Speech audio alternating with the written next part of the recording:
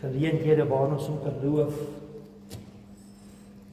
prys, dank en aanbid. Goeie kyk.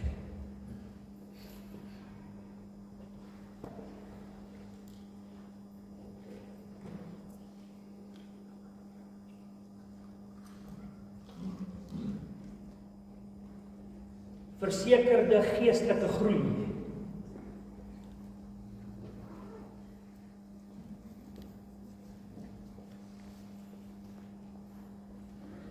Versekerde geestelike groei.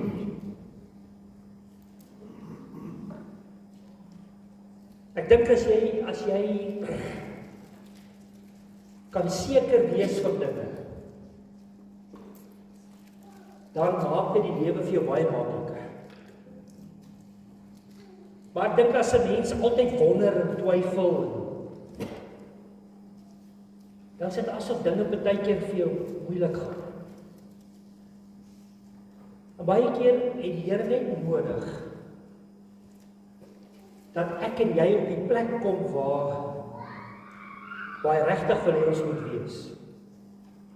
En dan help dit nie om enige iets van die tafel af te vee en te sê, ja, maar dis nie die Here se wil nie, of dis nie dit nie, of dis nie dat nie, of verskonings te soek, of jy weet nou nie hoekom dit, en jy begin met, jy weet ons is dit sulke lysies wat ons baie keer vir die Here gee met jou eie redenasies nie. Jy weet baie keer het die Here 'n manier om selfs jou lyding, jou swaar, jou siekte, jou onsekerheid, al hierdie goed dek die tafel vir 'n wonderwerk.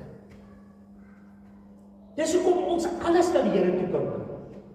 Jy kan jou die positiewe goed, die slegte goed, die goed wat pla, jy kan alles na hom toe bring. Alles het die potensiaal om te verander in 'n wonderwerk. Baie keer, dan jy weet dan ons vir die Here baie keer vertel, hoe moet hy dit doen? En dit laat my altyd dink aan die politieke goed ook baie keer. As jy hoor mense sê, I demand. Kyk, as ek daai woorde hoor, dan is ek onmiddellik kwaad. Weet jy hoe voel julle daaroor? As iemand vir jou sê, I demand, of jy hoor mense sê, I demand. Maar baie keer doen ons dit geestelik ook, jy demand. Want jy het nou een of ander iets wat in elk geval die skrif is nie. En ons kan bely en bevestig, en ons kan in autoriteit praat, en ons kan bid, maar dit is soos die Gees jou lei. Maar dit is nooit 'n ding van jy die maand, as gevolg van iets, of selfs 'n skrifgedeelte, die maand jy nou spesifieke goed wat moet gebeur nie. Ek weet nie of jy al agtergekom het nie. Kyk, ek het al hierdie goed al getraai in my lewe. So in 28 jaar se bediening het ek al ietsie geleer van die goed. En ek het ook al agtergekom, daai die maand goed. Gewoonlik kom jy dan op 'n plek waar jy teleurgestel word. 'n Mens kan net eenvoudig ook die maand in die sin van in aanhalingstekens, as die Gees jou in 'n rigting invat, die Here gee vir jou skrif en jy raak seker van sekere dinge. Baie keer is ons nie seker nie. Ek onthou die tyd hier in Ryds toe dit so droog was. Onthou jy net daai 1 jaar toe die gras nog dood was in die middel van Desember. Onthou jy net daai tyd? Dit was rof. Ouma, ek sê vir jou, ek het die wolke geroep. Ek het reën gespreek. Ek het die droogte bestraf.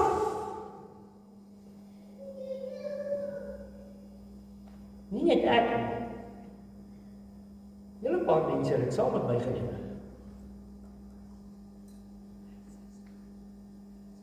Noodloos om te sê dit het nie gewerk nie. Maar ek het iets geleer in die tyd. Ek het geleer dat ons is in God se hand.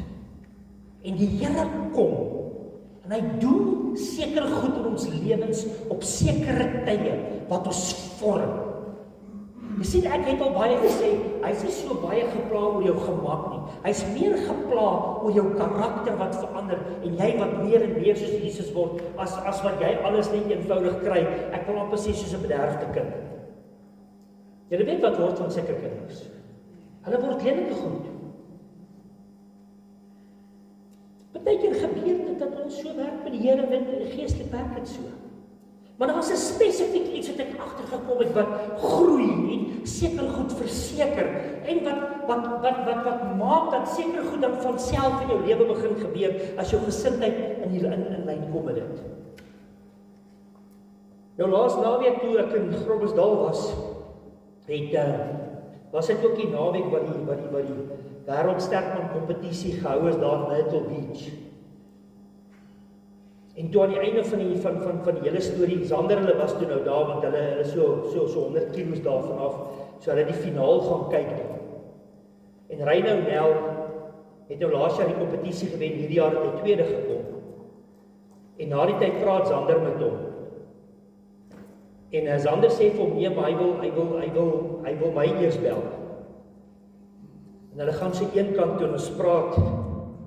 Ek en my vrou en Ruben was ook so in die agtergrond. Ek meen, hier is die ou, hy is die wêreldsterkman. Wenner van laas jaar, hierdie jaar tweede gekom. En ek sê vir hom, hallo Reino met die foon. En hy sê, hallo oom, hallo tannie.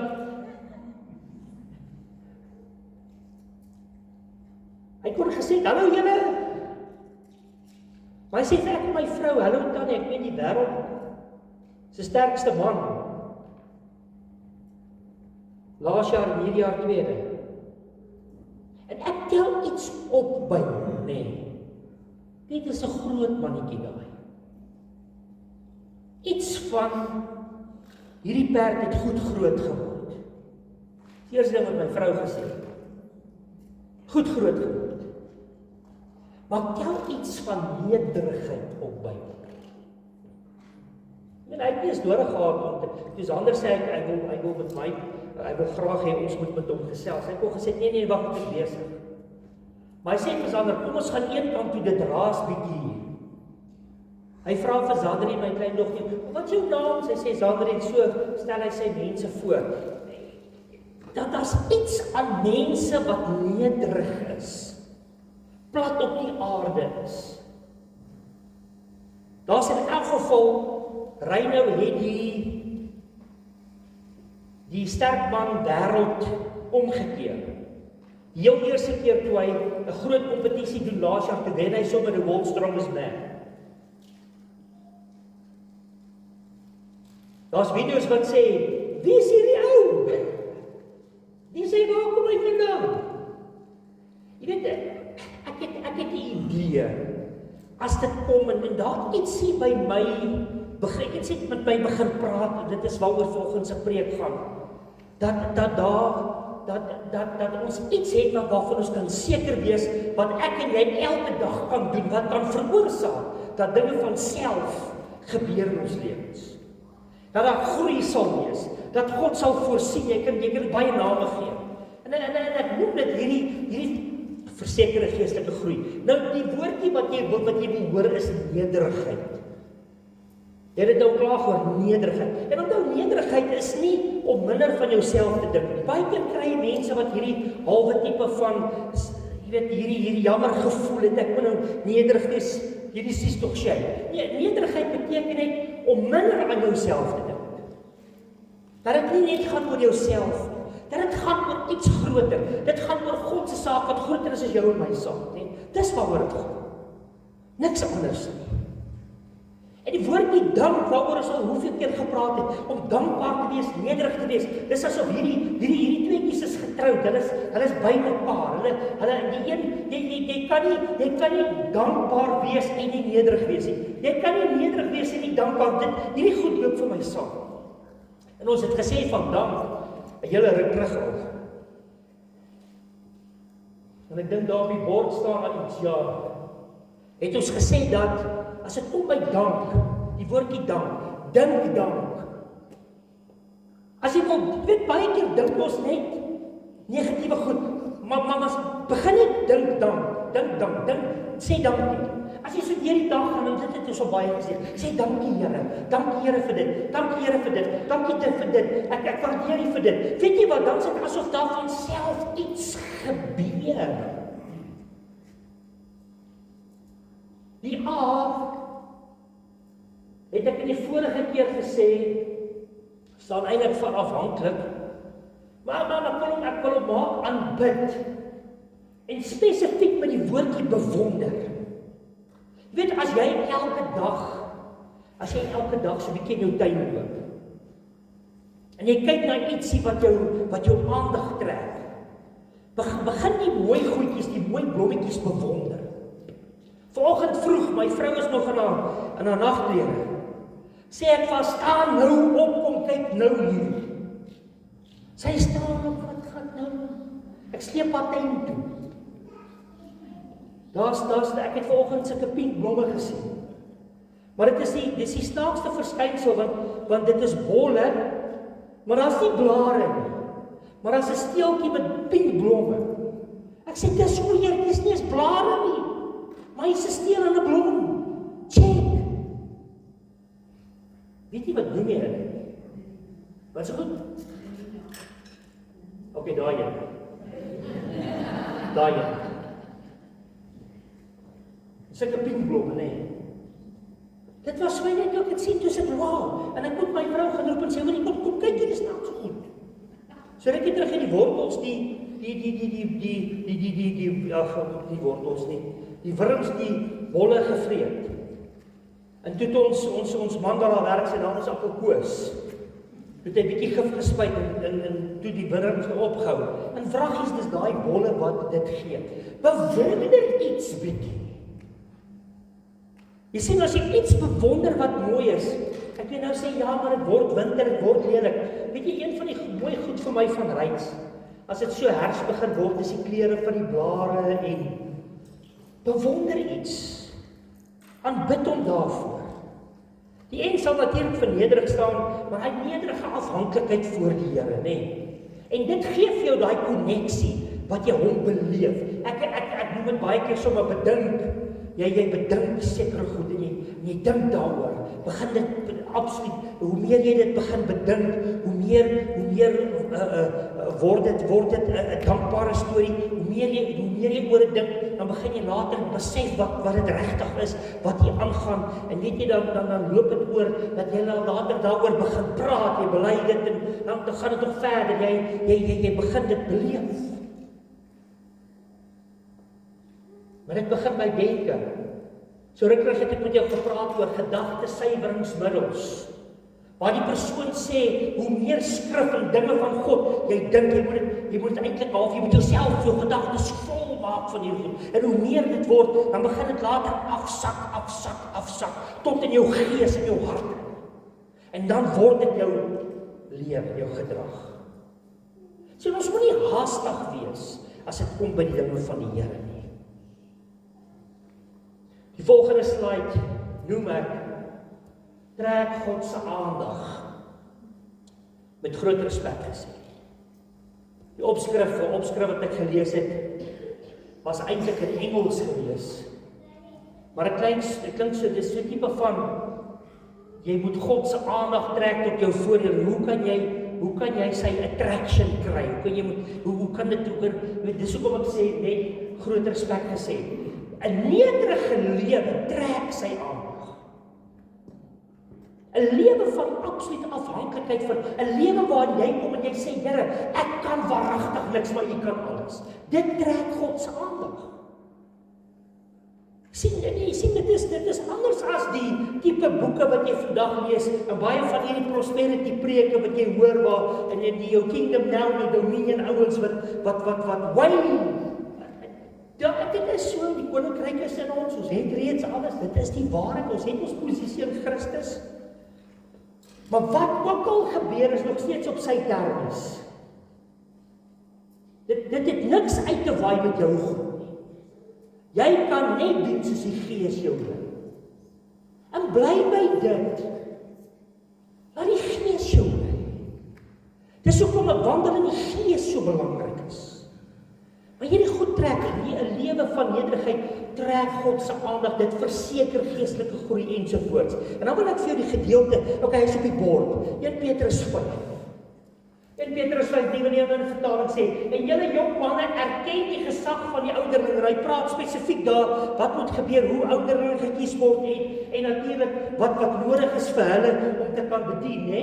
Hy sê trouwens, almal, nie net die jong manne nie, trouwens almal, raai is almal, ons almal, hy sê almal moet nederig in mekaar se diens staan. Nederig in mekaar se diens staan. Hy sê, want God is teen die wat te veel van hulle self dink. Luister, van die mense wat die meeste te veel van hulle self dink, is pastore.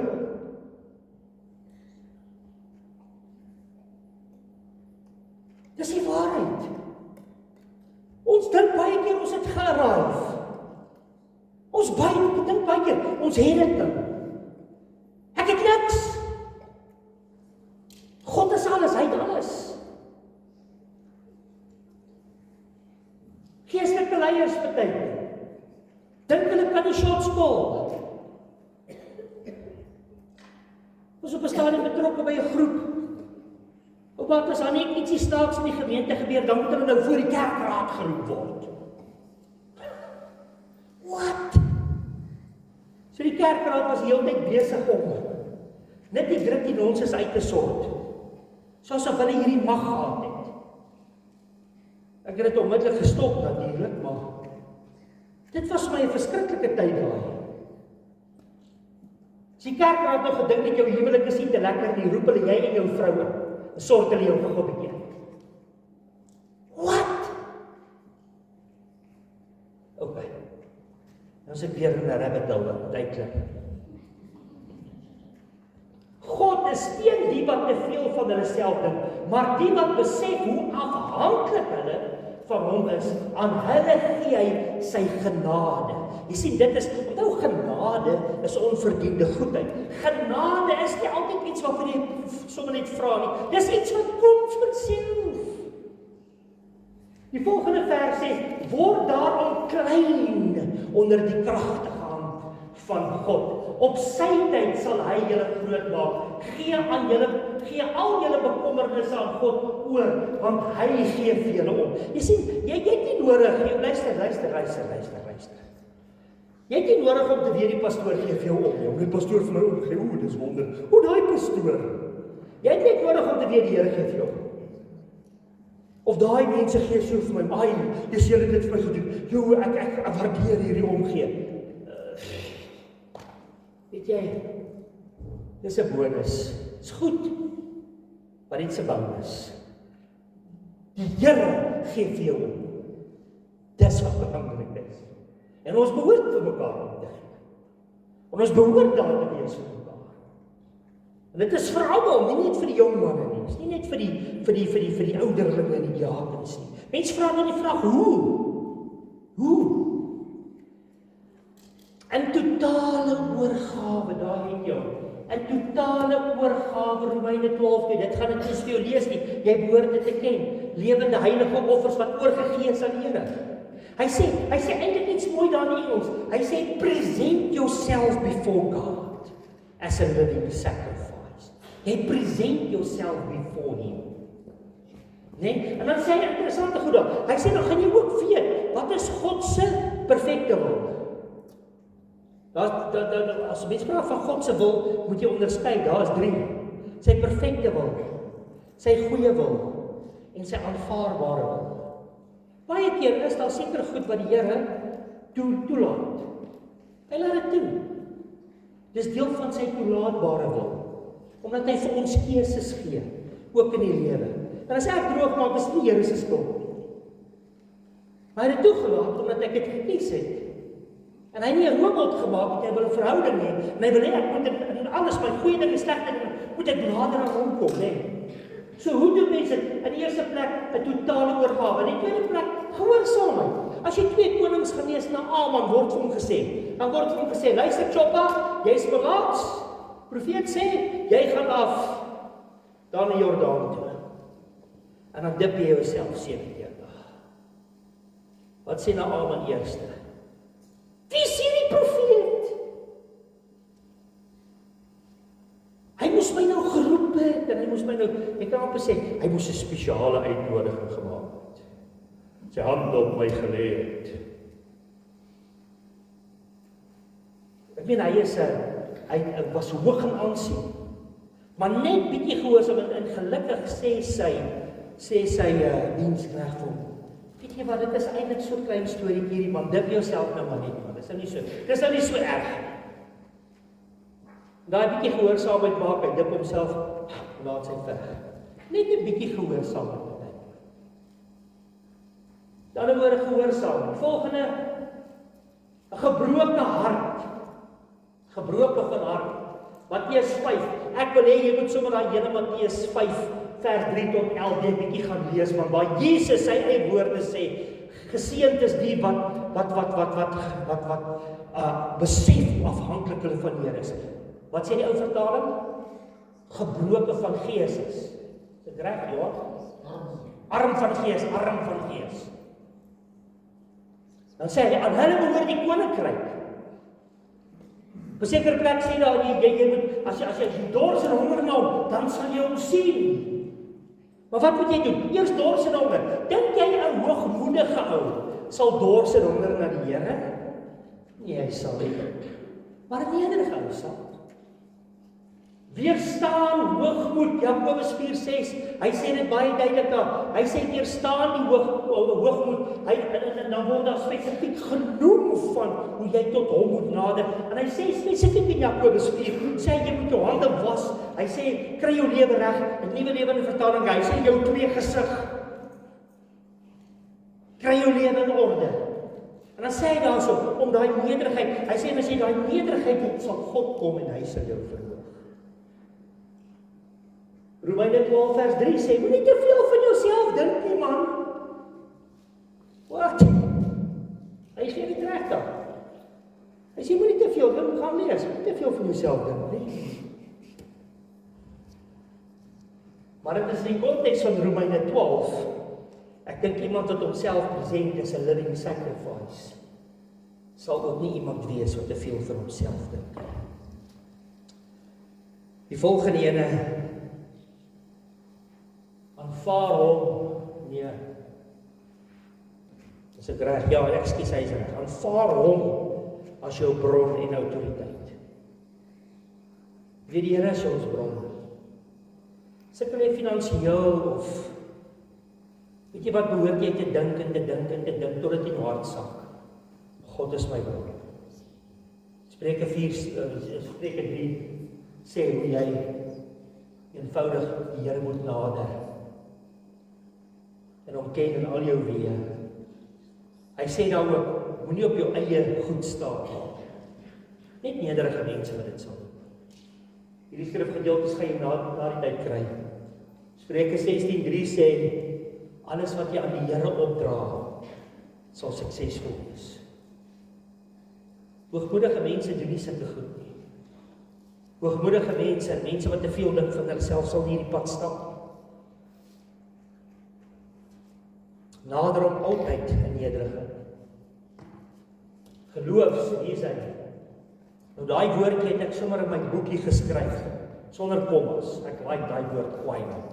Dis 'n woord wat ek uitgedink het. Ek kom maar die kommas weg, want hy is te groot vir die skree. Want ek hou daarvan om partykeer sulke wow goed vir myself neer te skryf, dat ek self dit lees en net die effek daarvan. Dit wat daar staan is oor jare se bediening wat ek begin agterkom het. 'n nederige, geloofsvertrouende, afhanklike verwagting. Nou kan jy self weet. 'n nederige, geloofsvertrouende, afhanklike verwagting. Ek het 'n verwagting. As ek na die Here toe kom dat hy iets gaan doen. That is it. Ek weet nie altyd hoe hy dit gaan doen nie, maar weet jy wat hy gaan doen? Jy sit vanoggend, hier is mense vanoggend hier.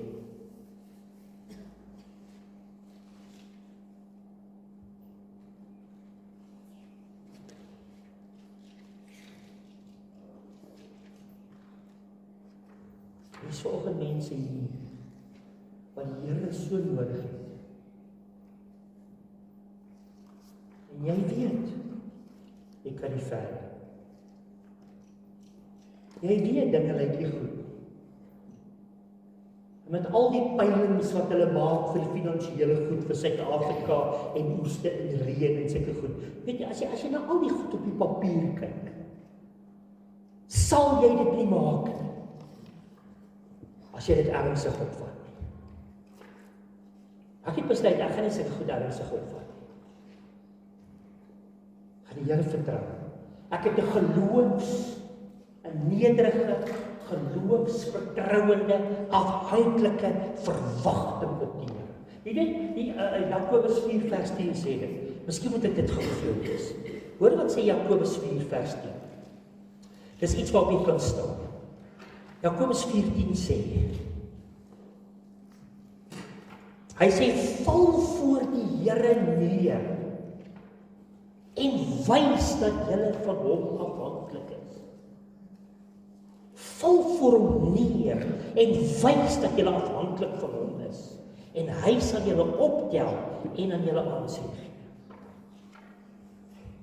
Weet Dawid bid op 'n plek. Hy sê, want aan U, Here, behoort die grootheid, die mag, die eer, die oorwinning en die koninklike majesteit, want alles in die hemel en op die aarde behoort aan die Here. Is die koning wat mag het oor alles. En dis U wat aan mense rykdom en eer kan gee, want U heers oor alles. Die mag en vermoë om dinge te doen is in U hande en U kan enige mens beroep maak in krag. Aan die einde van Kronieke bid Dawid hierdie gebed. En dit is nie omdat hy hoogmoedig is. Hoe begin dit? Wat aan U behoort. Hoe begin ons Vader gebed? Laat U naam geheilig word. Laat U wil geskied. Dit gaan oor hom. En die nederigheid wat jy voor hom het. En dan kom die Here op een of ander manier vir jou neer.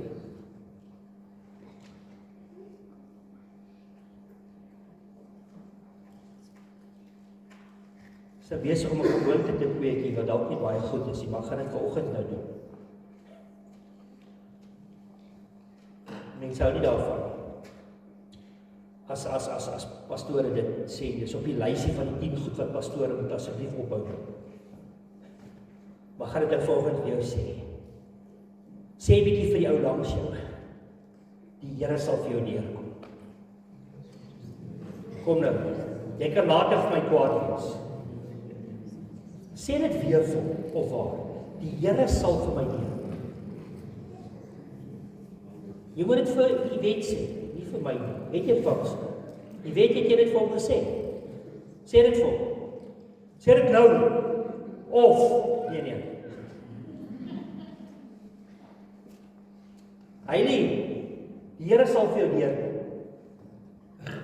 Waar is die mense wat alleen is? Die Here sal vir jou neerkom. Die Here sal vir jou neerkom. Ek glo die res het iemand gehad wat dit vir hulle ten minste sê. Die Here sal vir jou neerkom, brother. Hoor jy dit?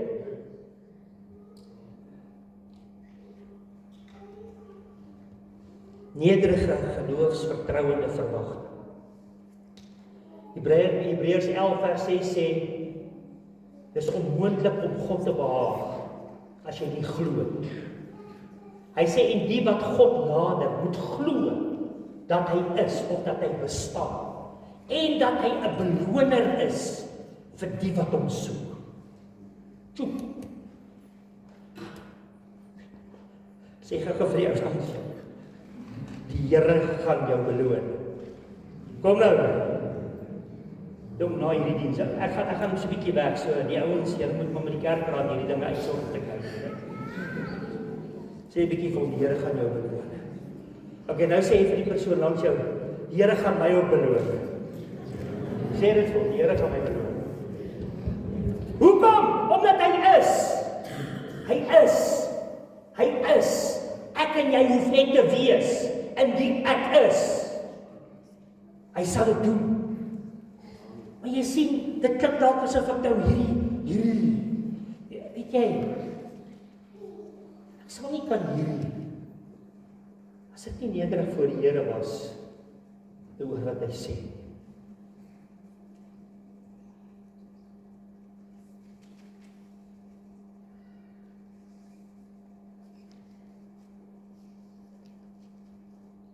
Die Here sal vir ons neerkom, die Here sal ons beloon, omdat ons glo. Dit is onmoontlik om te glo aan 'n oppermagtige Here, as jy nie nederig is nie.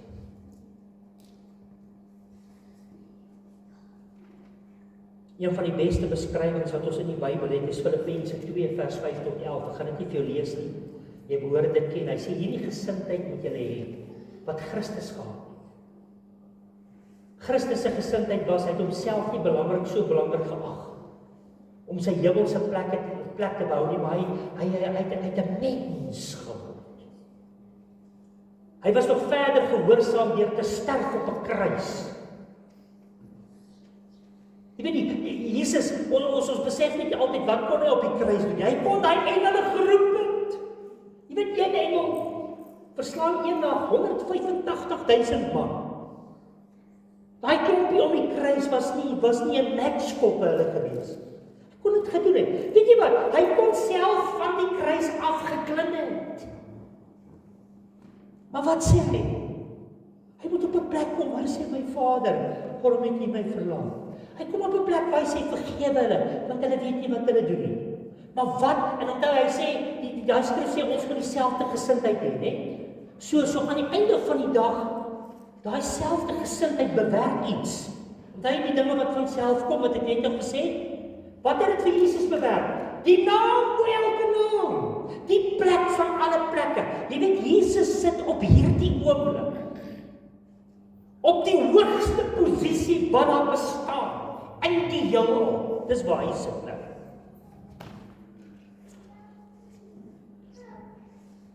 Nederig. Psalm 10. Wanneer jy saam met my lees, Psalm 10.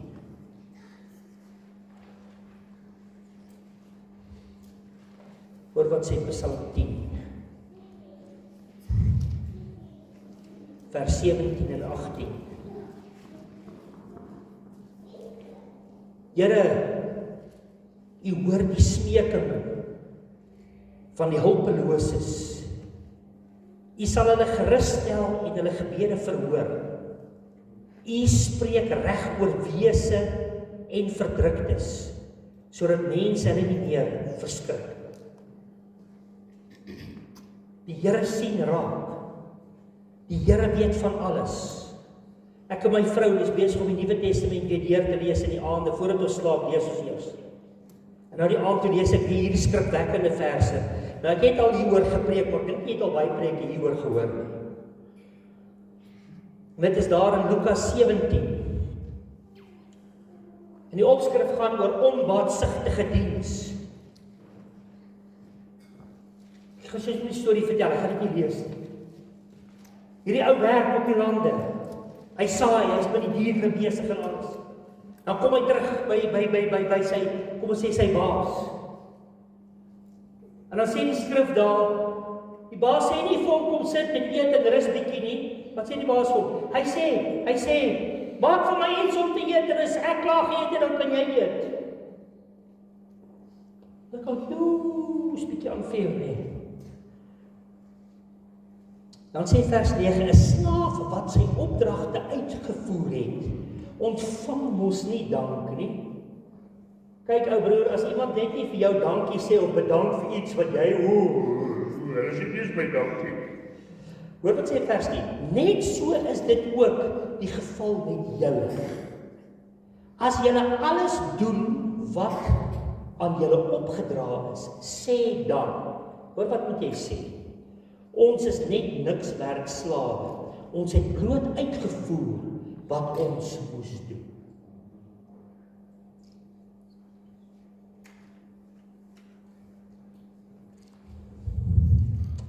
Ek het 'n probleem as predikante en pastore so opgehemel word.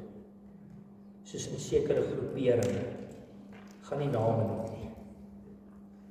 Die mense sal weet van wie wat ek praat. Oktober maande in die AGS, nie net in die AGS nie, wêreldwyd, is Pastors Appreciation Day. Wie van julle weet daar is so 'n maand? Hoekom weet julle nie daar is so 'n maand nie? Want ek het nie vir julle gesê nie. En ek sal dit ook nooit vir julle sê nie. Dis vir my die slegste ding om te hoor, daar's 'n maand wat eenkant gesit word, sodat pastore geappreciate kan word. Luister, ek en jy, ons is maar net slawe wat doen wat ons moet doen. En jy moet gaan kyk na al die metafore, wat jy sal sê, ek is 'n kind van God, ek is gesalfde van die Here, jy is dit nie. Die metafore vir kinders van die Here, jy is 'n kind van die Here, jy is ook 'n slaaf van Christus, jy is ook 'n vriend van God. So Oktober maand wat kom, het julle nie nodig om my te appreciate nie, hoor? Ek sê dit maar net, ek dink nie dit hoor. Hoor wat sê vers 33, 17 vers 33, want toe ek hierdie goed lees, dit was so bevestiging op die woord wat ek moet bring.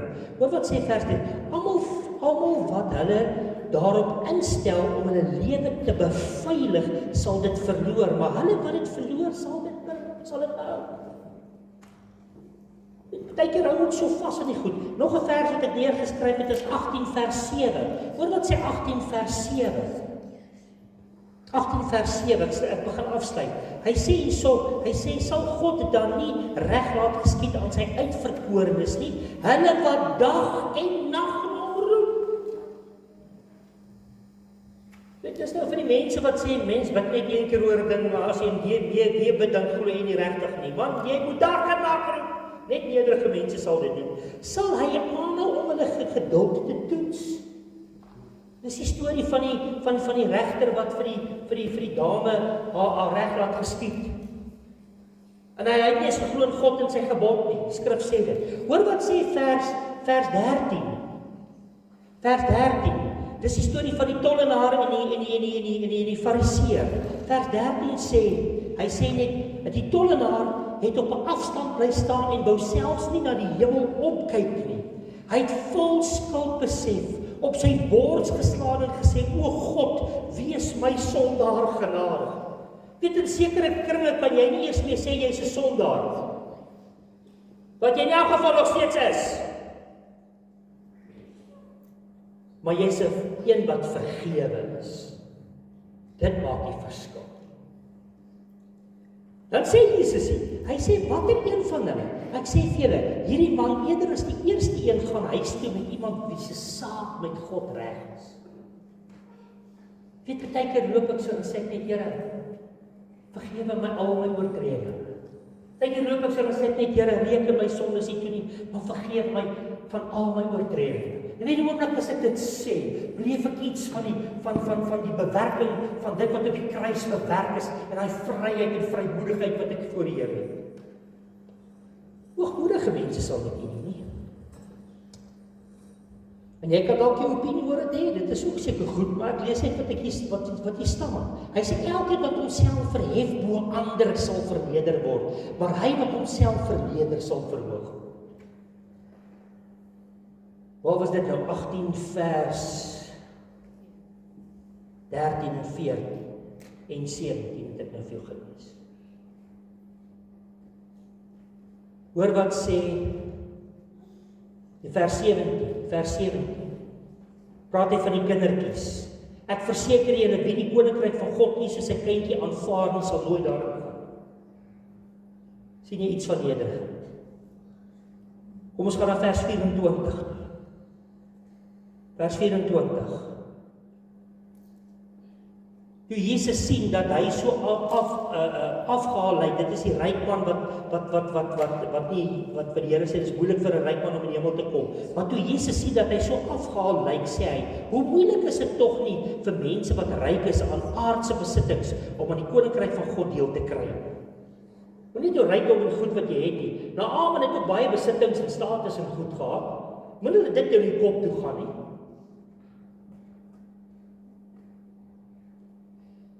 Hoogmoedige mense, hierdie ou was eintlik maar hoogmoedig, toe hy nie wou doen nie. Nog 'n vers te klaar, raak geleed is vers 32. Vers 32. Hier is dit, oor die komende oordeel. Hy sal uitgelewer word aan die nie-Jode en bespot, beledig en ook opgespoeg word. Koppel dit nou met Filippense 2, waar Jesus hierdie nederigheid gehad het, hierdie gesindheid, waar hy homself oorgegee het aan die goed. As hy hoogmoedig was, sou hy dit nie gedoen het nie. 19 vers 5, Saggeus se storie. Want Saggeus se storie, hoor wat sê vers 5. Saggeus was nie 'n gewone ou nie, hy was 'n ryk man. Hy was 'n man van aansien ook. Hoor wat gebeur. Toe Jesus by die bepaalde plek kom, het hy opgekyk. Onthou wat het Saggeus gedoen? Hy was 'n bietjie 'n kort mannetjie, nê? Hy klim toe in die willevrye boom. En onthou die kinderkerkliedjie ook. In die boom, toe Jesus die bepaalde plek, by die bepaalde plek kom en hy opkyk in die boom en vir Saggeus, toe het hy vir Saggeus gesê, Saggeus, klim haastig af, want ek moet nog vandag by my huis kom. Saggeus het so 'n behoefte, 'n dors en honger gehad om Jesus te sien. Hy was bereid om in 'n boom te klim soos 'n kind om Jesus te sien. Wat sê Jesus vir hom? Hy sê klim af. Vanaand is die aand. Ek wil jou bemoedig. Ek wil jou bemoedig vanoggend. En ek wil vanoggend vir jou sê, en ek gaan vir jou die geleentheid gee, sodat jy dit vir die Here kan sê. Here, ek kom nederig na U toe. Het jy al agtergekom as jy so bid? Jy begin bid en jy loof en prys die Here, bewonder hom, en dan kom jy op 'n plek waar jy sê, Here, ek kom nederig vanoggend na U toe. Die oomblik as jy dit sê, uit jou hart uit, gebeur dit. Jy sal nie as jy self voldaan op hoogmoedig gesê, Here, ek kom nederig na U toe. Hoe sê mens dit? Miskien kan jy dit reg kry, maar ek kan dit nie reg kry. Hy keer as ek na hom toe kom en sê, Here, ek kom vanoggend, kom ek nederig voor U. Lyk jy knielik voor hom. Kom nederig voor U, Here. En ek sê dankie.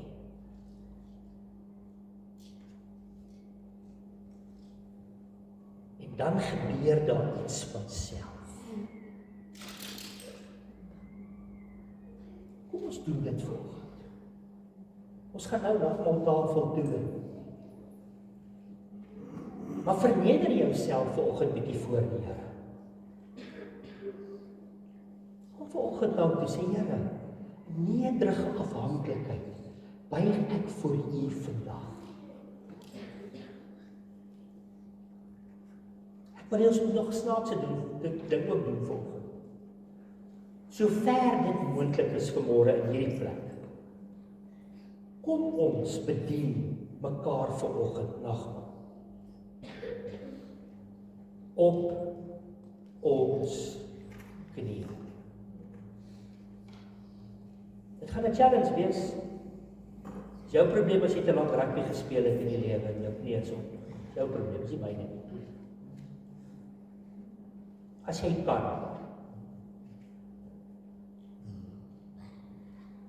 As jy regtig nie kan nie, jy kan ten minste op 'n stoel dit doen. It's also okay. Maar kom ons bedien mekaar vanoggend op ons knieë. En kom ons begin daai gebed. Here, ek kom in nederige afhanklikheid voor U. Ek glo en weet U is hier.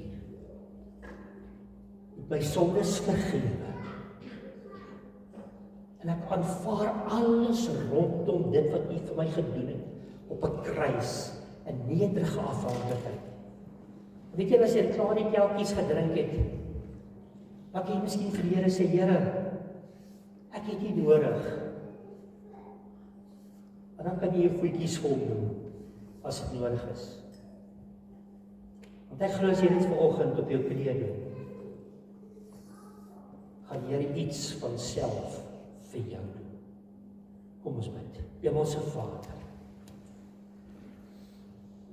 dankie dat U so goed is vir ons.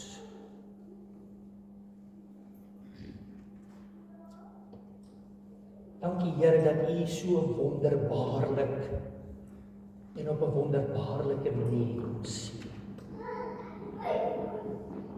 Dankie dat ons vanoggend kan bid en kan weet, U is met ons, U is by ons, U is in ons, en U is vir ons. Here, U seën, U voorsien, U help, U dra deur. En ons is vanoggend hier, Here, om eenvoudig voor U te buig, en U liefde te beleef.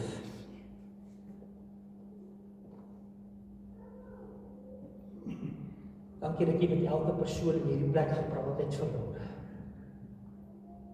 Dankie dat jy een en elkeen seën vanmôre. Dankie dat jy vir een en elkeen voorsien vanmôre. In die naam, oor elke naam. Dankie ook vir die tafel. Here, soos wat ons dit herdenk en herinner, en dit ons herinner aan dit wat Jesus vir ons gedoen het. Dankie daarvoor. Dankie dat ons as gevolg daarvan vry is, en nuut is en skoon is.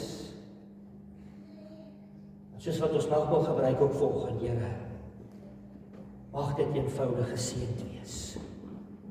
Praat net nog so 'n paar oomblikke met die Here, net daar waar jy sit.